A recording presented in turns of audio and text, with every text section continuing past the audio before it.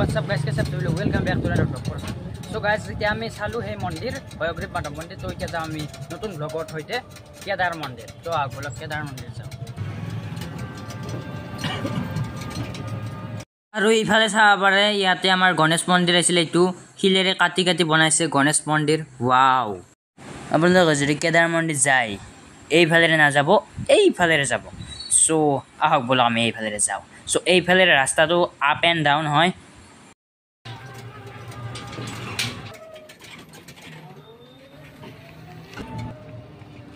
মই তো ৰাখি ৰাম ন সব কেদাৰ মন্দিৰ যাব লাগিব অলপমান দেৰি হ'ব খোৱা না সেইকাৰণে গাড়ীখন থলো আমি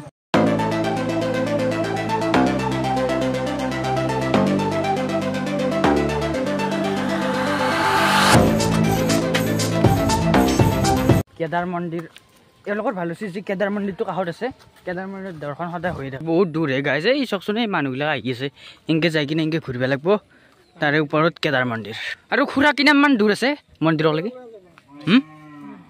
অলপ দূৰ আছে ন খোজকাঢ়ি যোৱাটো অলপমান কঠিনে হ'ব ইয়াতে মছজিদো আছে এটা কেদাৰ মন্দিৰলৈকে মই অলপমান দাউৰি যাওঁ ৰ'ব ইফালে চাব পাৰে কি হালনীয়া চ' অলপ দাউৰি ৰ'ব গাইছ খোজকাঢ়ি নাহিব আপোনালোকে গাড়ী লৈ আহিব বাপৰে কি আৰু আছে চ' এয়া আমি আহি পালোঁ গাইছ কেদাৰ মন্দিৰ চ' আকে হয় হওক মাধৱ মন্দিৰৰ দৰে আকে চেম চ' আমিও চিৰি বগাই যাব লাগিব এতিয়া হওক বলক কেদাৰ মন্দিৰ দৰ্শন কৰোঁ হওক বলক চিৰি বগাই দিলোঁ চ'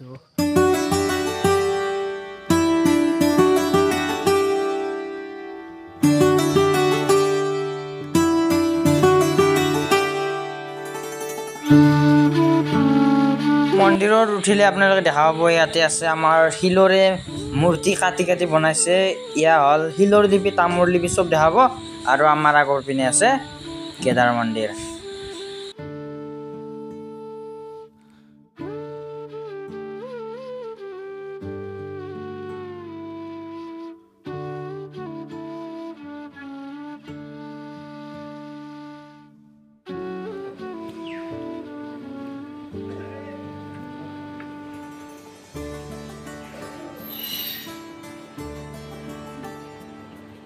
এখেতে আছে আপোনাৰ নামটো কি মোৰ নাম শ্ৰী গিৰীশ শৰ্মা এই যে কেদাৰ মন্দিৰ আপোনাৰ অলপমান কৈ দিয়কচোন এই কেদাৰ মন্দিৰ পাহাৰখন নাম হ'ল মদনাচল পাহাৰ মদন মানে শিৱ অচল মানে ভাগৰি পৰা ইয়াত মহাদেৱে যেতিয়া পাৰ্বতী সতী দিছিল সতী যোৱাত তেওঁ কান্ধত লৈ ঘূৰি ফুৰিছিল এই জেগাত তেওঁ অচল হৈ ভাগৰি পৰিছিল সেইকাৰণে পাহাৰখনৰ নাম মদনাচল পাহাৰ আৰু বাবা স্বয়ম্ভু ইয়াতে সৃষ্টি হৈছিল সেইকাৰণে আমাৰ বাবাক ঢাকি ৰখা হয় মহাদেৱ পাৰ্বতী গংগা একেলগে আছে একেলগে থকাই বাবাক ঢাকি ৰখা হয় স্বামী স্ত্ৰী একেলগে আছে ইয়াত এটা পুখুৰী আছে পুখুৰীটোৰ নাম হ'ল শিৱকুণ্ড তাত হাত ভৰি ধুই আহি বাবাক দৰ্শন কৰিব লাগে এই মহাপ্ৰভু কেদাৰ ঠিক আছে প্ৰেচিডেণ্ট সভাপতি হয় চ' আপুনি কওকচোন এই মন্দিৰটোৰ মাহিত্য অলপমান মোৰ নাম হ'ল শিৱপ্ৰসাদ শৰ্মা দলৈ এইটো আমাৰ পঞ্চতীৰ্থ আছে ইয়াতে 5খন তীৰ্থ এতিয়া এটা হ'ল শ্ৰী শ্ৰী হয়গ্ৰীব মাধৱ কেদাৰ বা কেদাৰেশ্বৰ কামেশ্বৰ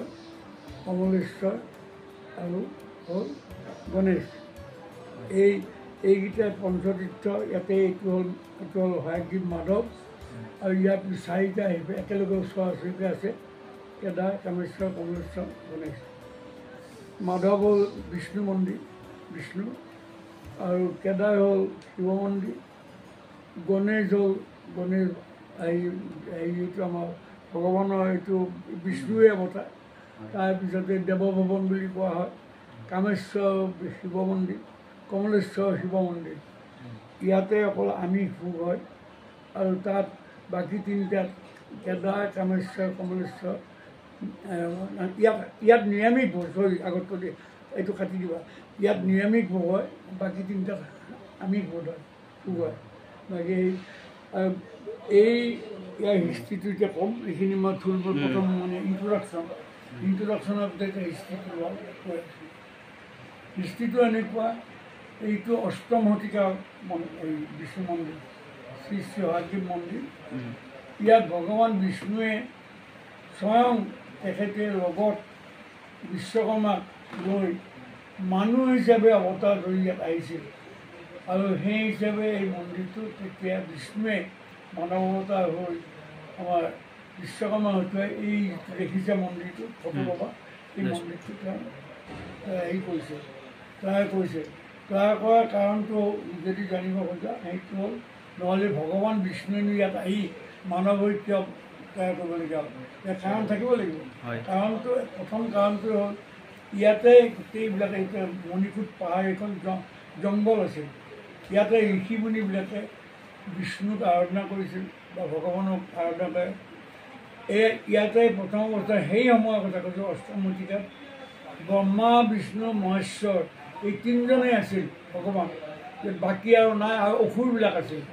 আৰু তেতিয়া তিৰোতা মানুহ নাই, কোনো বেলেগ ধৰণৰ কোনো নাছিলে। অসুৰবিলাকে বিষ্ণুক মানিছিল, বিষ্ণুকো মানিছিল, ব্ৰহ্মাকো মানিছিল, শিৱকো মানিছিল, তেওঁলোকক সদায় পূজা সেৱা কৰিছিল।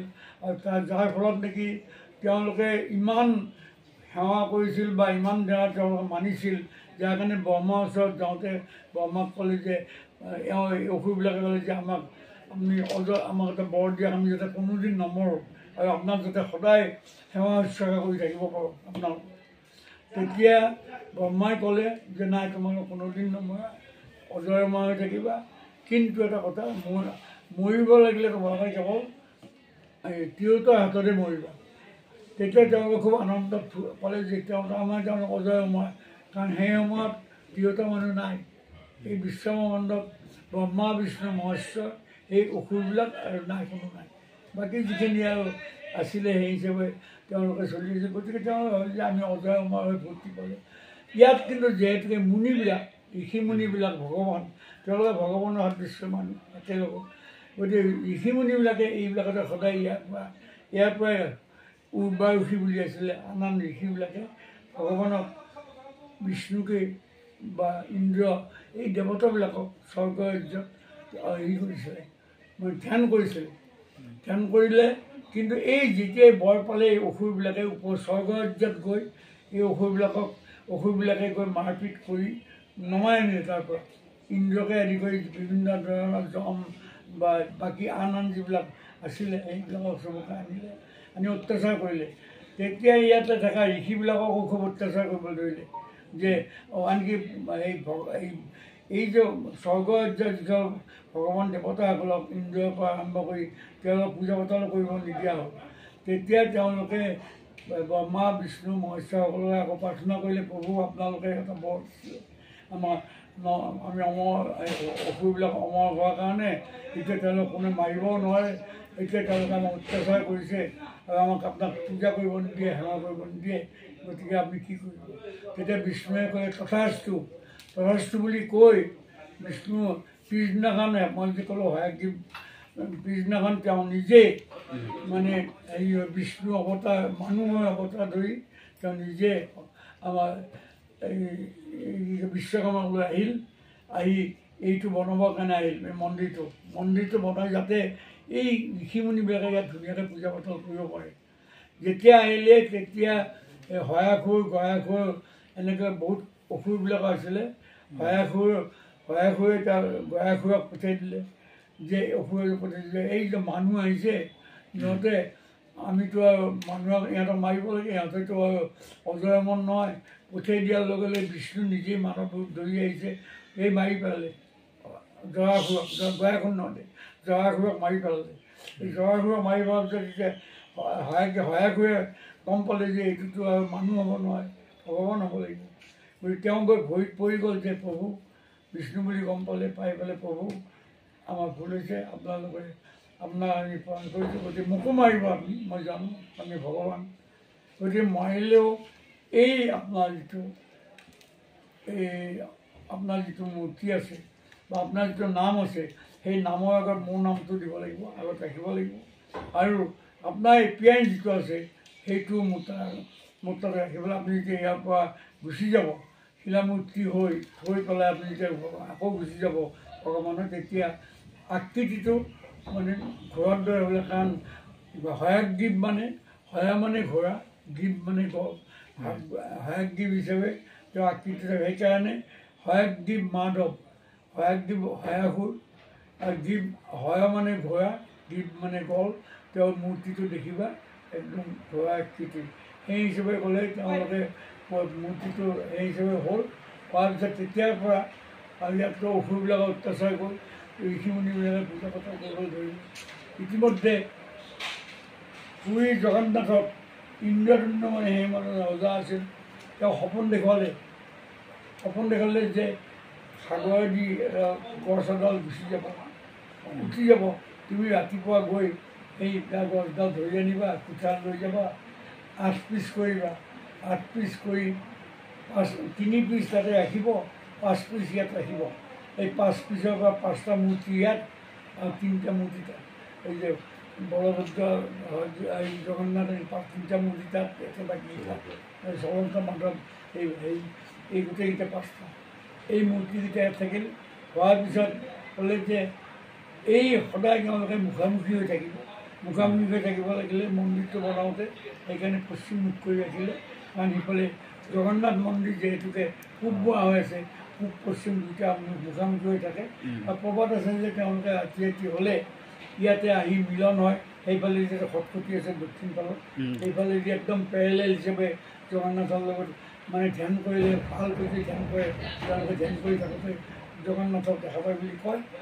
আৰু তেওঁলোকে আহি পেলাই সময়ে সময়ে ইয়াত দেৱভৱন বুলি গণেশৰ যিটো ভৱন আছে, তাতে দেৱদেশী নৃত্যও হয়, তেওঁলোকে আলাপ আলোচনাও কৰে, বিভিন্ন ধৰণৰ এনজয়মেণ্ট কৰে। তেওঁলোকৰ ভগৱানৰতো আনন্দ ভক্তি কৰিব লাগিব। এনেকৈ পৰ্ব আছে, সেই পৰ্বৰ সময়ত আমি ইয়াৰ পৰা গোসাঁই সেইদিনাখন লৈ যাওঁ, এই দোলাত তুলি পেলাই। ঠিক তেনেকৈ কেদাৰলৈ আহিব, আমি ইয়াৰ পৰাও লৈ যাওঁ, কামেশ্বৰৰ পৰা যাব, সোণেশ্বৰ চব যায়। তাত গৈ একগোট হয় গণেশ ভৱনত। সেই গণেশ ভৱনতে তেওঁলোকে কিছু সময়ৰ কাৰণে আনন্দ কৰে, তামচা ফূৰ্তি কৰে। তাৰপিছত দেৱদশী নৃত্য ভোগ কৰে। শিৱ আছে কেদাৰত, সেইটো তেওঁলোকে একগোট খায়। আৰু সেই সময়তে আৰু এটা কথা আছে কি, এই নেতাইবোৰ ঢুকুনি বুলি এটা ঘাট আছে, তাত বেউলা লক্ষীন্দৰৰ অহা যোৱা কৰা সাপ চিন আছে। যেতিয়া চান্দ সদাগৰৰ 6 নম্বৰ পুতেকটোক সৰ্পঘুটি মাৰিলে, কাৰণ হেৰিয়ে চান্দ সদাগৰে মানে কোনোদিন মানে অৰ্থাৎ মানে আমাৰ মনসাক পূজা নিদিছিল, সেইকাৰণে গোটেইকেইটাকে মাৰি পেলাইছে এই হেৰিয়ে বা মনসাই। আনকি 6 নম্বৰ যিটো আছিল এই চান্দ সদাগৰ মেৰঘৰত থাকোঁতেও সেইদিনাখনো গৈ তেওঁ মাৰিলে। মৰাৰ পিছত সতী বেউলা তেওঁ লৈ আহি কাকেৰী সাগৰ আছে ইয়াতে, আগতে কাকেৰী সাগৰ, এই সাগৰেদি গৈ প্ৰথমতে ধুবুৰী পালে। ধুবুৰীত গৈ নেতাই এজনী ধুবুৰী দেখিলে যে গোসাঁইবিলাক কাপোৰ ধুই আছে, ল'ৰা এটা দেখিলে যে বৰ দিগদাৰী দি আছে, তাক মাৰি পেলালে মন্ত্ৰ কৰি। তেতিয়া বেউলাই ভাবিলে যে এইটো যেতিয়া মাৰি পেলাইছে আৰু অলপ পিছত আকৌ তাক জীয়াই দিলে, তেতিয়া ক'লে এই ধুবুৰীজনীয়ে মোৰ হাজবেণ্ডকো জীয়াই দিব পাৰিব। তেতিয়া যেতিয়া সুধিলে, তেতিয়া ক'লে যে মই ইয়াত নোৱাৰিম, ইয়াত তুমি যাব লাগিব হাজোৰ ওচৰত, তাতে মানে আহি যাব লাগিব। আহিলে হাজোত তাতে এনেকুৱাকৈ ধুবুনী পাব, তাতে পাবা। ইয়াতে আহোঁতে দেখিলে যে এই ৰকমৰ নেতাই দিছে, তাত কাপোৰৰ থাকোঁতে ল'ৰা এটাক তেনেকৈ দিগদাৰী থাকোঁতে মাৰি পেলাই থৈ দিছে, আকৌ জীয়াই তুলিলে। তাই যেতিয়া ক'লে যে মোৰ স্বামী জীয়াই দিব লাগে, তেতিয়া ক'লে ইয়াত মই জীয়াব নোৱাৰিম। দেৱভৱন যিটো গণেশৰ ভৱন আছে, তাতে গণেশ মন্দিৰ আছে, তাতে তেওঁ ব্ৰহ্মা বিষ্ণু মহেশ্বৰ কিবা চববিলাক ইয়াত আহে, একগোট হয়। আহিলে তাতে তুমি ডেন্স কৰি মনোৰঞ্জন কৰিবা, তেওঁ যদি শিৱ সন্তুষ্ট কৰিব পাৰিবা তেতিয়াহ'লে দিব। তেতিয়া আকৌ ভগৱান মানে তাৰ বেউলা ইয়ালৈ আহিল, দেৱভৱনত আহিলে, ডেন্স কৰিলে, শিৱ খুব মানে ফূৰ্তি পালে, আনন্দ পালে। মানে তেতিয়া ক'লে যে প্ৰভু আপোনালোকক মই ডেন্স কৰি দেখুৱালোঁ, চবকৈ আপোনালোকৰ প্ৰথমতে আনন্দ দিলোঁ, মোৰ স্বামীক জীয়াই দিব লাগিব। তেতিয়া ব্ৰহ্মাই বিষ্ণুৱে ক'লে যে স্বামীক জীয়াব একমাত্ৰ শিৱই পাৰিব। শিৱই ক'লে মই নহয়, হেৰিয়ে দিব লাগিব, আমাৰ মনসায়ে পাৰিব, মোৰ ছোৱালী মনসাই, কাৰণ তেওঁহে মাৰিছিল। তেতিয়া মনসাক কওঁতে কৈছিল যে মনসাই কৈছে মই জীয়াই নিদিম, কাৰণ নিদিম এইকাৰণে যে মোক কোনোদিন পূজা নিদিয়ে। তেওঁৰ প্ৰভুৱে মানে কোনোদিন চান্দ সদাগৰে পূজা নিদিয়াৰ কাৰণে মই নিদিওঁ। তেতিয়া দেৱতাসকলে গোটেইবিলাকে ক'লে যে নাই, তোমাক পূজা দিব, তোমাক চান্দ সদাগৰে বাওঁতে ফুল দি পেলাই পূজা কৰিব। তেতিয়া চানবাৰে ফুল দি বামতেদি পূজা দিলে, দিয়াৰ পিছত লক্ষীন্দৰক জীয়াই দিলে। আকৌ তেওঁলোক তাত গ'ল। তাত যিটো আমাৰ যিটো আমাৰ বৰ্তমান চন্দিকা গুৱাহাটীত আছে, ছয়গাঁৱত আছে, এই চন্দিকা তাতে গৈ আকৌ তেওঁলোকৰ স্থিতি ল'লে। ইয়াৰ পিছত এয়া এইটো মাধৱ মন্দিৰ, তাৰপিছত কেদাৰ মন্দিৰত আছে, তাৰপিছত গণেশ আছে, কামেশ্বৰ বেলেগ বেলেগ সময়ত বিভিন্ন পৰ্ব। মই আগতে কৈছোঁ যে কেদাৰ কামেশ্বৰ এইবিলাকত মানে হেৰি হয়, ঘাঁহি চাঁহি দি পেলাই বা হেৰি হয়। তাৰ লগতে এটা জয় দুৰ্গা আছে, তাত বলি হয়, দুৰ্গা পূজা হয়। ইয়াতে জন্মাষ্টমী হয়, আন উৎসৱ হয়, ইয়াতে যজ্ঞ হয়, বিভিন্ন ফাগুৱা হয়, এইবিলাক বিভিন্ন ধৰণৰ আমাৰ কি কয় চৰাই যুঁজ হয়, এই চৰাই যুঁজ হয়, এই যুঁজ হয়, এইবিলাকত মানে তাৰ সমন্বয় প্ৰচেছন হয়, এনেকৈ বিভিন্ন ধৰণৰ অনুষ্ঠানবিলাক হয়। আৰু বহুত কথাই আছে, এইখিনিকে আজি কৈছে। আৰু ইয়াতে চাকি ধূপ দিব পাৰে আপোনালোকে।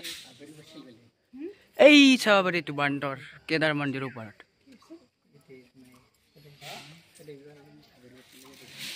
কোনে আৰু ইয়াতেও আমি সকলোৱে চাকি ধূপ দিলোঁ দি পেলাই। আৰু ইয়াতে এটা পুখুৰী আছে, পুখুৰীটো চাওক বলক। এইটো পুখুৰীটোৰ নাম হ'ল শিৱকুণ্ড। শিৱকুণ্ড পুখুৰীত চাব পাৰে মাছ। বাও, শিৱকুণ্ড মন্দিৰৰ কাষেদি কমলেশ্বৰ মন্দিৰ আছে, ইয়াতে আমি সেৱা কৰি যাওঁ। ৰ'ব,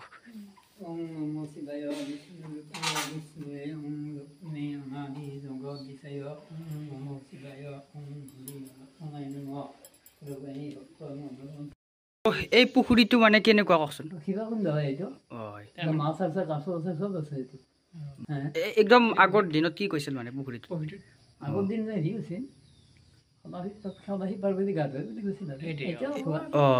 চ' এইটো পুখুৰীতে আমাৰ শিৱ পাৰ্বতী গা ধুইছিল আগতে। এই কম বছৰ পুৰণা এইটো পুখুৰী। কি নাম চন পুৰণানো? সত্যাব্দ যুগৰে সেই মানে।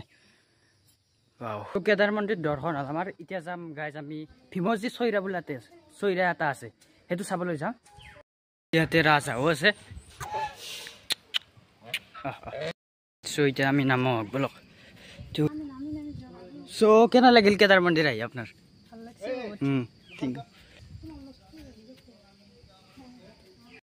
এতিয়া হওক বলক গাইজ, ভীমজ চৈৰা চাই হওক। চ' আপোনালোকে পাৰ্ট 4ত চাবলৈ পাব ভীমজ চৈৰা। সেইকাৰণে ছাবস্ক্ৰাইব কৰি দিব যোনে ছাবস্ক্ৰাইব কৰা নাই। এতিয়াৰ কাৰণে বাই বাই।